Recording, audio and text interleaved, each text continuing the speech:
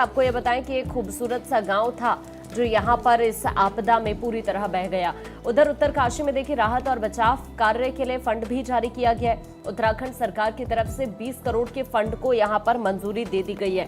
कल जिस तरह से पहाड़ी राज्य उत्तराखंड के उत्तरकाशी में 2.5 घंटे के अंदर 3 ऐसी जगह जहां पर बादल फटे और इससे सैलाब आ गया जिसने भारी तबाही यहां पर मचाई है। गंगोत्री धाम के प्रमुख पड़ाव धराली कस्बे का बाजार खीर गंगा नदी के साथ आए सैलाब के कारण पूरी तरह से तबाह हो गया। 22 से ज्यादा आवासीय भवन और दुकानें यहां पर जमींदोज हो गई। दोपहर करीब 3 बजे हर्षिल और गंगनानी के बीच सुक्की टॉप के पास भी बादल फटा है और इसके आधे घंटे बाद हर्षिल में बादल फटने से आर्मी कैंप में पानी घुस आया। वहां पर भी इस तरह के हालात बने। धराली और हर्षिल दोनों जगह की अगर हम बात करते हैं तो बाढ़ के पानी में बहने और मलबे में दबने से 3 से 4 लोगों की जान जाने की खबर भी यहां पर मिल रही है और 100 से ज्यादा लोग लापता बताए जा रहे हैं। धराली में जिस समय यह आपदा आई उस समय हार दूध मेला यहां पर लगा हुआ था और बड़ी संख्या में लोग यहां पर जुटे हुए थे। ऐसे में जनहानि का आंकड़ा बहुत ज्यादा भी हो सकता है। धराली की इस घटना ने साल 2013 में केदारनाथ में जो आपदा आई थी उसी की याद दिला दी है। पिछले 3 दिन से देखिए पहाड़ों में लगातार बारिश हो रही है और सबसे बड़ा अपडेट इस वक्त ये भी है कि आज भी मौसम विभाग की तरफ से रेड अलर्ट जारी किया गया है। भारी बारिश को देखते हुए तो कुल मिलाकर ये कहना गलत नहीं होगा कि एक बड़ी चिंता की बात ये यहाँ पर जरूर बनी हुई है। और देखिए आकांक्षा, उत्तरकाशी का अगर जिक्र करें तो कभी बाढ़ तो कभी भूकंप ने तबाही मचाई है, क्योंकि याद होगा कि 1991 में विनाशकारी भूकंप आया था और इसमें करीब 700 से ज्यादा लोगों की जान चली गई थी, जबकि 1800 से ज्यादा लोग घायल हो गए थे। और इसके बाद 2003 में उत्तरकाशी के मुख्य बाजार के ऊपर आप देखिए किस तरह से वरुणा पर्वत जो है वो दरका, जिससे पूरा जो बाजार था वो क्षतिग्रस्त हो गया। तो एक जख्म भरते नहीं कि दूसरा जख्म उत्तरकाशी के लोगों को मिल रहे हैं। तो वहीं उत्तराखंड के 5 जिलों में स्कूल्स को बंद कर दिया गया है। उत्तरकाशी, अल्मोड़ा, पिथौरागढ़, चमोली में स्कूल्स बंद करने का फैसला लिया गया। नदी किनारे बस से घर को खाली कराने के निर्देश दिए गए हैं। भटवाड़ी से लेकर चनियाली सौर तक घर खाली कराए जाएंगे। लोगों को नदी के किनारे से दूर रहने की अपील की गई है, क्योंकि ये तस्वीरें हम आपको लगातार दिखा रहे हैं किस तरीके से नदी में जो बहाव है वो बहुत तेज हो गया है।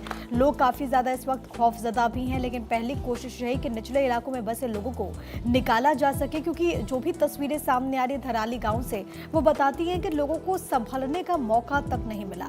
सिर्फ आप देखेंगे कुछ सेकंड्स में ही वहां पर भयावहता नजर आती है। वहां पर जो तमाम चीजें थी, चाहे वो इमारतें हों, चाहे वो दुकान हो, हर कुछ इसमें बह गया है। कई लोग अभी भी ऐसे हैं जो कि लापता बताए जा रहे हैं। 3 से 4 लोगों की मौत की अभी तक जानकारी सामने आई है। हालांकि आंकड़ों को लेकर के और क्या इन्फॉर्मेशन सामने आती है, क्योंकि जिस बात का जिक्र पलक अब से थोड़ी देर पहले कर रही थी कि रात भर रेस्क्यू ऑपरेशन वहां पर चल रहा है। लेकिन सबसे बड़ी बात है कि उत्तरकाशी आसपास के जो बाकी ज़िले हैं, चाहे हम चमोली की बात करें, इसके अलावा अल्मोड़ा की बात करें, पिथौरागढ़ की बात करें, वहाँ पर भी हालात ऐसे ही बने हुए हैं। ताज़ा हालात क्या कुछ है समझाने की आपको कोशिश करते हैं पंकज राणा के इस रिपोर्ट के जरिए।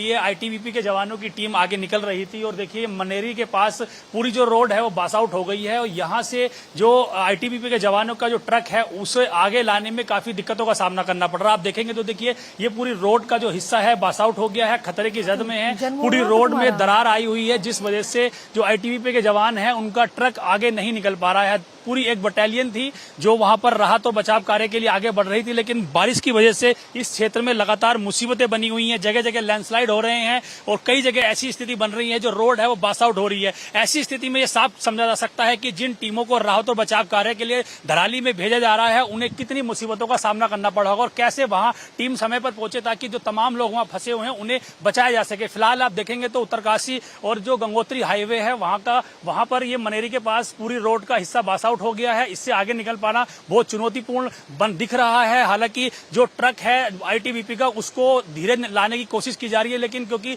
बीचों बीच रोड के दरार है, कभी भी ये हिस्सा टूट सकता है। ऐसे में सुरक्षा के मद्देनजर फिलहाल जो कमांडेंट है उन्होंने अभी टीम को यहीं रोक दिया है। अब देखना होगा कि ये कैसे टीम आगे बढ़ पाती है ताकि धराली में जो आपदा आई है उसमें राहत बचाव कार्य को आगे बढ़ाया जा सके।